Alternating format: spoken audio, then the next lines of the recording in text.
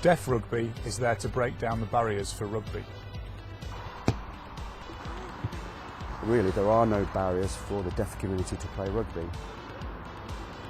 I think it's really important that anyone can have the chance of doing something, and disability should never be a problem. We've got people working with us, experts working with us on the pitch and translating what I'm saying.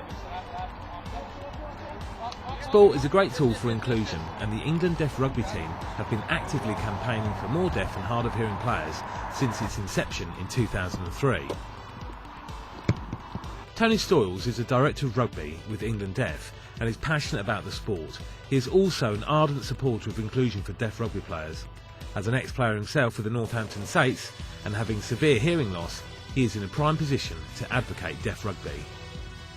As a deaf player myself, and I do have severe deafness, it really wasn't such a barrier in the fact that I had good support from coaches at the club that I played at, so there was really no barrier for me.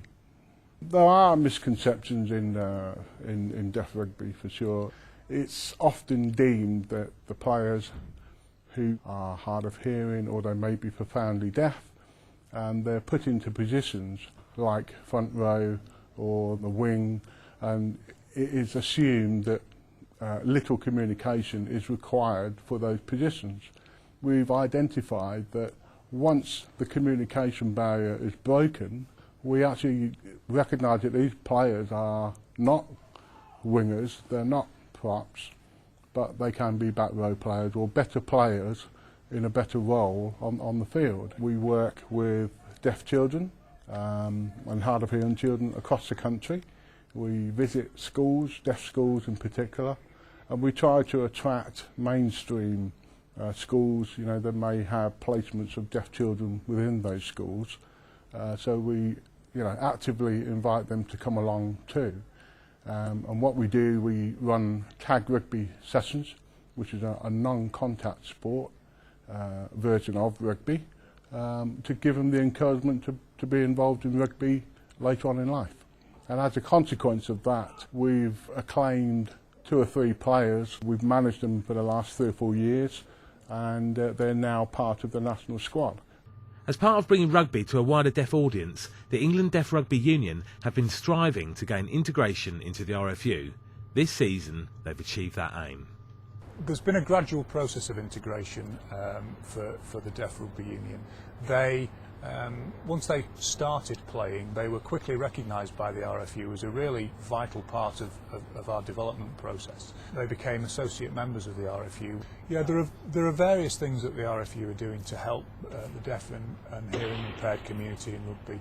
There have been some interesting things that have happened over the last couple of years, particularly in terms of refereeing and advising referees on how to referee players who are hearing impaired or deaf.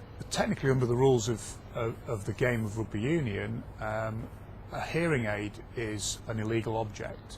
Cochlear implants have provided a bit more of a significant issue for us. So we've changed the rules locally within this country and have agreement from our medical team here at Twickenham and the IRB, the International Rugby Board, that a player with a cochlear implant, as long as they are happy to take the field, they can do so with the external unit removed and one of our cushioned scrum caps. There are a range of benefits that will come from this integration. For example, we're working with the flight provider to get the team from London up to the match in Scotland in a few weeks' time. The kit now is being supplied by Nike free of charge. They now are using the England Rose officially, but the end game has been to get registration with the Charity Commission and the recognition that they are now an elite England team. They effectively appear alongside our senior England team, and so they're recognised as a performance team within our structures. Yeah, I mean, there's a couple of high-profile players who are deaf or hearing impaired. Ben Cohen. Hi, my name's Ben Cohen. I play on the wing for Sale. My previous clubs have been Northampton and Brive.